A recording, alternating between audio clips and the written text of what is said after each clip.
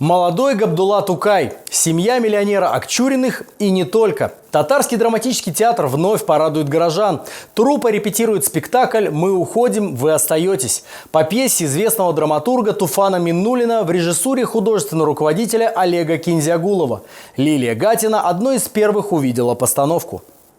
В жизни Габдуллы Тукая, прожившего всего 27 лет, много загадок. Известный драматург Туфан Миннуллин отразил в пьесе отдельные события из его жизни. Например, как в 1909 году юный поэт гостил в Сибирской губернии у фабрикантов Акчуриных. По словам главных актеров постановки, они вживались в роли не один день. Нельзя загубить то, что там заложено по истории и по драматургу, и в то же время надо все это раскрыть, и надо в течение 2 часов это все пережить и передать зрителю, для того, чтобы положить уют, чтобы тот человек, который посмотрит спектакль, уходил не пустым. Мнение об отношении Тукая к богатым довольно противоречивы. Некоторыми критиками он расценивался как поэт, любивший высмеивать богачей. Но как тогда объяснить визит к знаменитому капиталисту-миллионеру Акчурину? В спектакле «Мы уходим, вы остаетесь» роль Габдуллы Тукая исполняет молодой актер татарского драмтеатра Фирдус Сафин.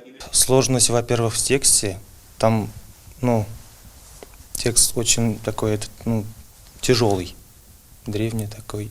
Мне, эта роль очень понравилась, так сказать. Она такая бунтарская, такая, молодая кровь. В рамках Года родных языков и народного единства пьеса «Мы уходим, вы остаетесь» была выбрана неспроста, отметил художественный руководитель театра. По замыслу Олега Кинзиагулова предыдущие спектакли связаны между собой. В произведении Еш Юраклера акцент поставлен на фольклор. Про людей, покинувших родную землю, рассказывается в спектакле «Капка». А постановка «Мы уходим, вы остаетесь» о том, что человек может потерять все. Мне эта пьеса очень дорога, потому что еще когда учился, мы с Фаритом Равкатовичем Бекчентаевым, то есть делали какие-то отрывки, там со студентами этюды придумывали.